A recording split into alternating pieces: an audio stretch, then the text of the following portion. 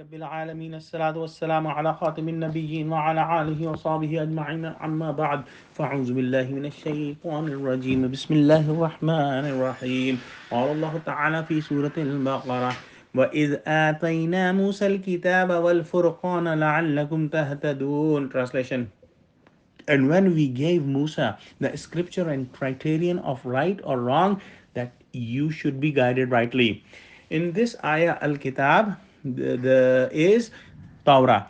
And what is Furqan? There are few opinions about Furqan. Furqan is something that distinguishes between right and wrong. And in this ayah, scholars say that it refers to the commandments of Mosaic law, from which the acceptable or unacceptable acts are found. They also said that Furqan were the signs of Musa alayhi salam that distinguished between the believers and non-believers. And some said that Furqan is actually the Torah because it also distinguishes from the right and wrong and truth and false. So there are few of these opinions. Next ayah is a difficult one, but we'll try to understand inshallah.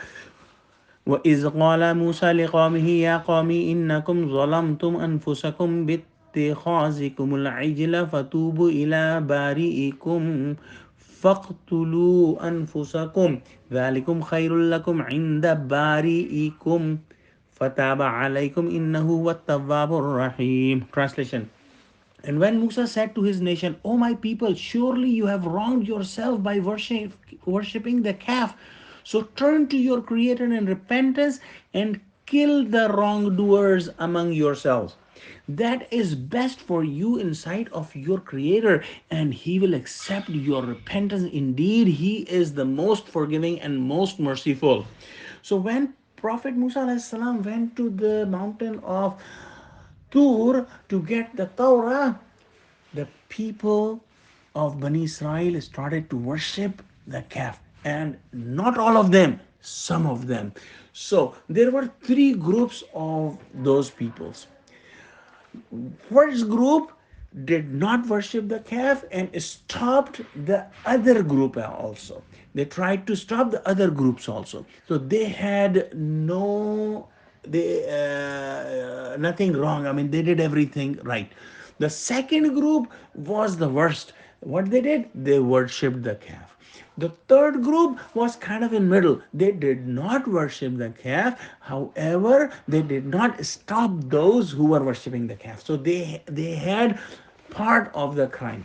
So Allah subhanahu wa ta'ala ordered, as per some scholars, the third group who did not worship but they did not stop as well, to kill the second group who worshipped the calf. And the first group who did their part were free of this situation, and they were out of this situation. Now, it was a very tough commandment from Allah subhanahu wa ta'ala, and the Bani Israel, they followed that commandment and they killed their own people with their own hands, as Allah commanded. And Prophet Musa alayhi salam and Prophet Harun alayhi salam were very upset, and they were just praying to Allah subhanahu wa ta'ala that Allah forgive them. And Allah forgave them. And not only Allah forgave them, but also He said that those who were killed in this at this time will be given the status of a martyr. And Allah subhanahu wa ta'ala said that they will be alive with us and they will be given the risk over there.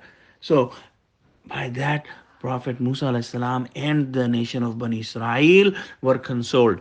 And it should be noted that there were like 70,000 people who were killed during that event. So may Allah give us the understanding of Quran. I mean, the last thing, that this is called a murtad who turns away from their deen. وآخر دعوانا الحمد لله رب العالمين. السلام عليكم ورحمة الله وبركاته.